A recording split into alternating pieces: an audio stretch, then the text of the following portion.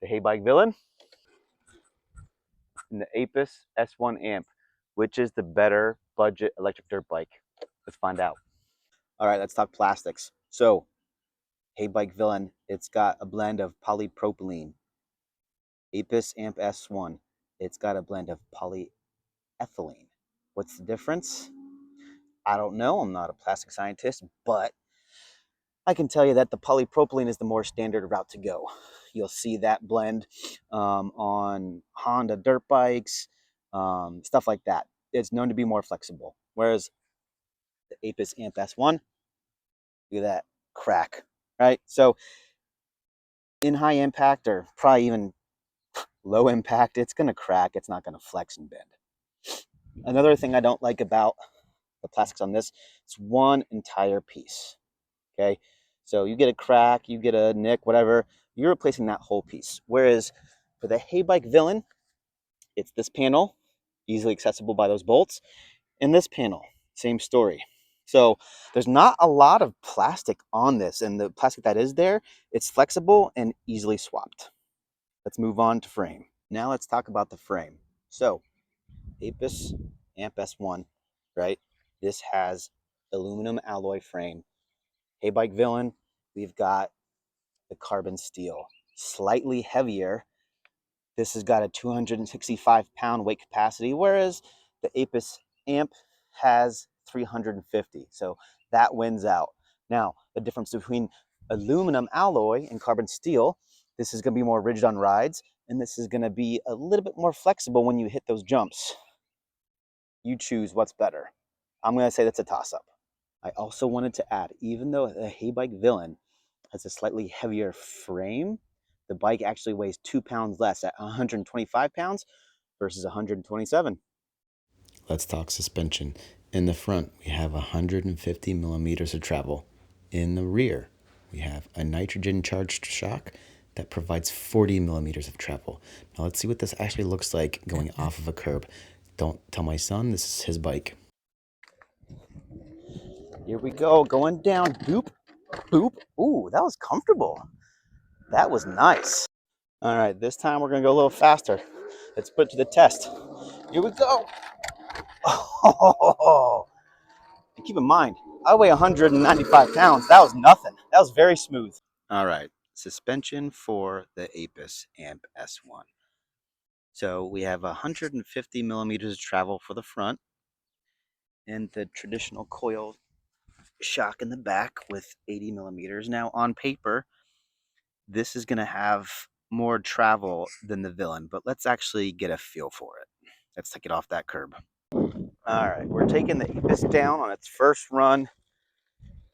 You know, I fully expect this thing to rattle my teeth because while it's got better travel, it just feels more stiff. And that didn't rattle my teeth, but it wasn't nearly as soft as the HeyBike. Let's do round two. All right, we're going faster this time. Let's see how it does. That wasn't bad. I didn't bottom out, but again, not nearly as comfortable as the HeyBike. All right, time for the fun part. Which bike is faster? So me and my son, we're going to do two different races because there's roughly 100-pound weight difference between the riders. On the right-hand side, we have me on the Aipas, and the left-hand side, my son is on the HeyBike. And as you can see, the Aipas isn't too far behind. This next race, I'm now on the HeyBike on the right-hand side, and my son is on the Aipas on the left-hand side. And we have quite the difference. For top speeds, I clocked the Aipas at 46 miles an hour and the HeyBike at 43. You saw the race. Aipas is faster out of the box in top speed and off the line. It is faster and it's noticeable. There's a but, a big but. Let me explain the big but. So I did want to talk a little bit about the batteries, and I'm really going to just focus on not so much range, but the power each battery provides. Hey, duck. So the Aipas has a 60 amp BMS limit. BMS stands for Battery Management System, and its job is to make sure that the battery doesn't get overheated. So if the controller says at any point, hey, I want more than 16 amps, that BMS is going to kick in and say no and shut the battery off and protect it. The HeyBike, which is not here, my son took it to his friend's house, has an 80 amp BMS limit. Where does that come into play? This is how. So the Apis has a lockdown sine wave controller. So there's no option to connect into it and program it or tweak it or override any settings. It is what it is. The HeyBike comes with the far driver controller, which you can program. You can hop into it.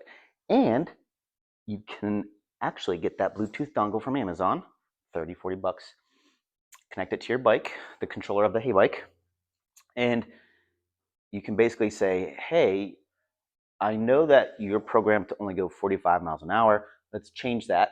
Your BMS limit is 80 amps, so let's push it. Let's get it to max speed. And in that way, the HeyBike's going to be probably faster than this bike. A quick summary. The HeyBike Villain is, I think, hands down a better bike. Pretty much the same price range, not just because you can mod it very easily to make it go faster, but that aside, I would say it just feels more premium from everything, whether it's the suspension, the plastics, the frame, the motor. It's so much quieter than the Apis. It just feels like a solid bike. There's no weird creaks or cracks or just odd noises. Whereas the Apis, it, like I said before, it feels like it's gonna fall apart. Not that it will. This bike feels solid. Um, the throttle response is much more snappy. The Apis, it felt like it would stick a little bit, and you let off the throttle, and not nearly as responsive as this is. So I would recommend this bike over the Apis to almost anyone. I wouldn't recommend the Apis, to be honest. I hate to say it. This is just a much more solid bike, and so much so that my son decided to keep this and get rid of his Yasma IN10. And I don't blame him. It's got better range, it's got more power, and it's got a better battery. The one thing that the Apis had that this didn't have, which I could take it or leave it, but it did have turn signals, which was surprising. It also had a horn. A feature I like about this, though, it's got reverse. You hit the reverse button, pull the throttle, and it'll back up on you. I also like the fact that this is a really quiet bike. So much more quiet than the Apis. The Apis, again, was tingy with like the motor and just weird noises. So I hope this was helpful. I would say hands down this is a better bike, and I would recommend this bike. I would not recommend the Apis to anyone. The Apis Amp S1, it's fast, but I think there's going to be some major sacrifices if you pick that bike over this one for sure. The next video, I'm actually going to get that Bluetooth dongle connected up to this far driver controller, and we'll see what kind of tuning we can do. We'll see if we can get it how much faster over that 43 mile an hour limit. Stay tuned. Thanks, guys.